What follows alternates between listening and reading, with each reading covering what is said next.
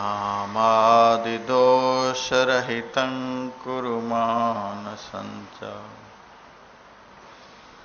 करारविन्देन पदारविन्दम् मुखारविन्दे विनिवेशयन्तं वटस्य पत्रस्य पुटे शयानं बालं मुकुन्दं मनसा स्मरामि करचरणकृतं वा कायजं कर्मजं वा श्रवणनयनजं वा मानसं वा पराधं विहितमवहितं वा सर्वमेतत्क्षमस्व। जय जय करुणाब्धे श्रीमहादेव शम्भो। मनोजवं मारुततुल्यवेगं जितेन्द्रियं बुद्धिमतां वरिष्ठं वातात्मजं वानरयूथमुख्यं श्रीरामदूतं शरणं प्रपद्ये। या कुन्देन्दुतुषारहारधवला या शुभ्रवस्त्रावृता या वीणावरदण्डमण्डितकरा या श्वेतपद्मासना या ब्रह्माच्युतशङ्करप्रभृतिभिर्देवैः सदा वन्दिता सा मां पातु सरस्वती भगवती निःशेषजाड्यापहा। शब्दात्मिका सविमलर्गजुषा निधाना मुद्गीतरम्यपदपाठवतां च साम्नां देवी त्रयी भगवती भवभावनाय वार्ता च सर्वजगतां परमार्तिहन्त्री। यं प्रव्रजन्तमनुपेतमुपेतकृत्यं द्वैपायनो विरहकातरया जुहाव पुत्रेति तन्मयतया तरवोऽभिनेदुस्तं सर्वभूतहृदयं मुनिमानतोऽस्मि। रविर्बाह्यतमो हन्ति चान्तर्ध्वान्तं महागुरुः तस्माल्लक्ष्मीपतिं वन्दे हृदयस्थदिवाकरम्।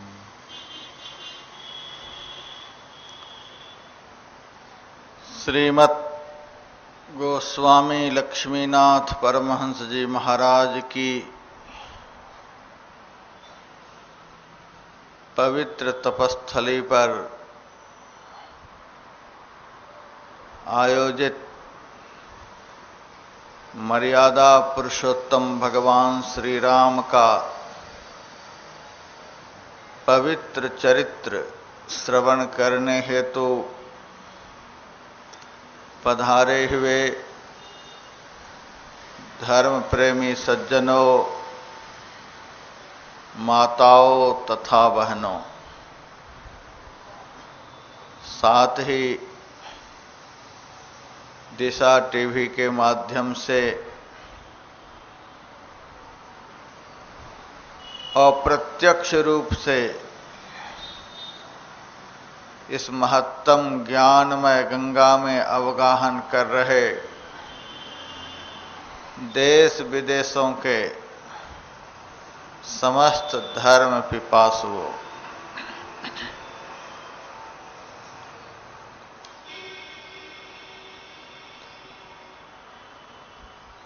कल की कथा में आप लोगों ने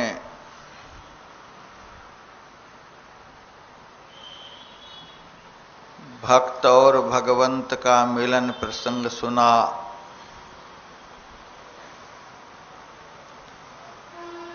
आत्मा और परमात्मा का मिलन प्रसंग सुना। संत भगवंत का मिलन प्रसंग सुना।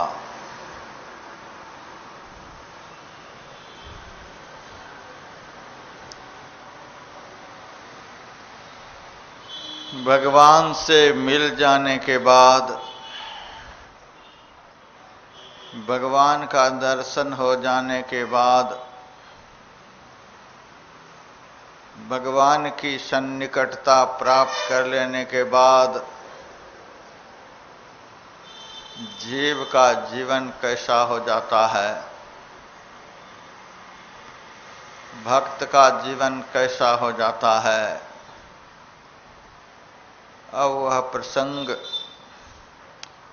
आज मैं आप लोगों को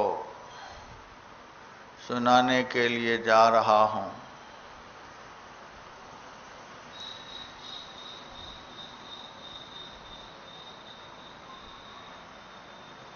महोपनिषद का मंत्र है,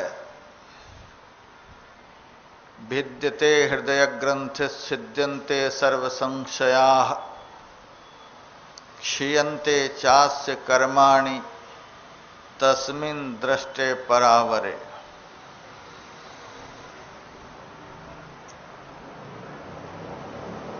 परमात्मा का दर्शन हो जाने पर हृदय की ग्रंथि समाप्त हो जाती है। प्रत्येक जीव के अंदर में जड़ चेतन की ग्रंथि पड़ी हुई है। चेतन जड़ से आबद्ध हो गया, यही ग्रंथि है। चेतन जीव जड़ता को प्राप्त हो गया, यही चेतन और जड़ की ग्रंथि है। चेतन तत्व अपने चैतन्यमय स्वभाव को भूल गया, यह अज्ञानता ही ग्रंथि है। भगवत दर्शन के बाद यह ग्रंथि सदा सदा के लिए समाप्त हो जाती है। फिर जीव के अंदर कोई अज्ञान नहीं रह जाता, कोई भ्रम नहीं रह जाता, कोई भ्रांति नहीं रह जाती, कुछ अभाव नहीं रह जाता, कुछ संशय नहीं रह जाता। जैसे कारागार से मुक्त कैदी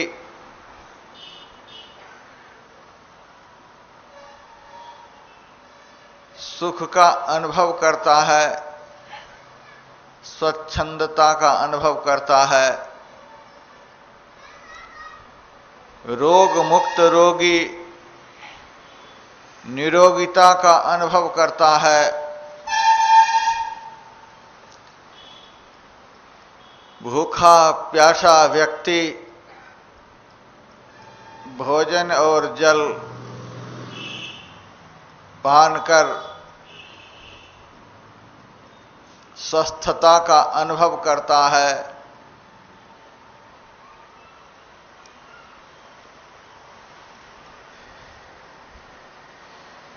वैसे ही ईश्वर का दर्शन हो जाने पर यह जीव शाश्वत आनंद का अनुभव करता है, शाश्वत सुख का अनुभव करता है।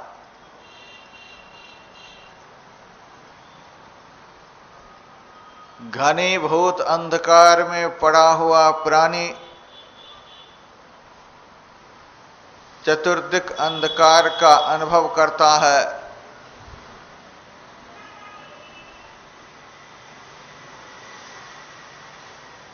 सूरज का उदय हो जाने पर उसे कहीं भी अंधकार नहीं दिखता, सूर्य प्रकाश का प्रत्यक्ष अनुभव करता है। वैसे ही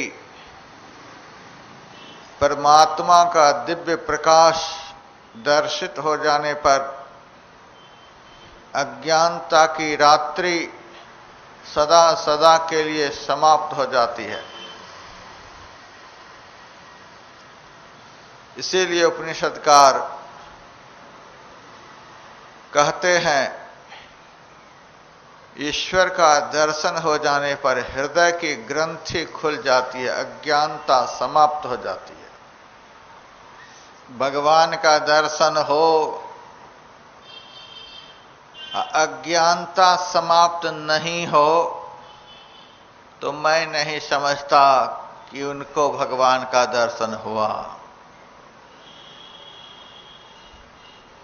आज दुनिया भगवान का दर्शन करने के लिए न जाने कहां कहां जा रही है, कितने तीर्थों में जा रही है, कितने मंदिरों में, कितने धामों में जा रही है। जैसे तैसे दर्शन भी कर रही है। कहीं सामान्य दर्शन होता है, कहीं स्पेशल दर्शन होता है, कहीं बिना पैसे का दर्शन होता है, कहीं पैसे से दर्शन होता है। जैसे तैसे दर्शन करके सब आ रहे हैं, लेकिन दर्शन का जो परिणाम, दर्शन का जो फल शास्त्र में बतलाया गया, विद्यते हृदय ग्रंथि, यह उसके जीवन में दिखलाई नहीं देता कि अब उनके हृदय में अज्ञानता नहीं रह गई। जो सब कर्म दर्शन से पहले वे कर रहे थे, दर्शन कर लेने के बाद भी वही सब कर्म उनके जीवन में दिखलाई देता है। जो सब चीज खाते पीते थे, दर्शन के बाद भी वही सब खाते पीते रहते हैं। जिस तरह का आचरण पहले करते थे, दर्शन के बाद भी वैसा ही आचरण उनके जीवन में दिखलाई देता है। क्या दर्शन का यही फल है? भगवान का दर्शन हो जाए, ईश्वर का दर्शन हो जाए और मनुष्य के जीवन में कोई परिवर्तन नहीं, मनुष्य के स्वभाव में कोई परिवर्तन नहीं, मनुष्य के विचार में कोई बदलाव नहीं, जैसा का तैसा यथार्थ में संत ज्ञान के अनुकूल भगवान का यह शाश्वत दर्शन नहीं है।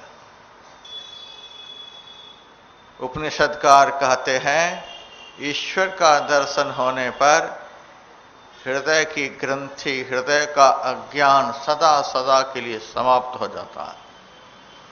छिद्यन्ते सर्व संशया, ईश्वर का दर्शन हो जाने के बाद सारा संशय मिट जाता है।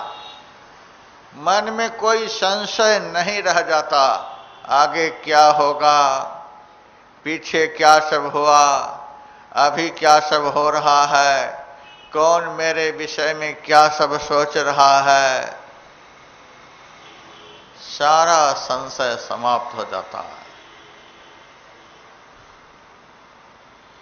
ऐसा यदि नहीं हो, संशय समाप्त नहीं हो, तो समझिए सही दर्शन नहीं हुआ।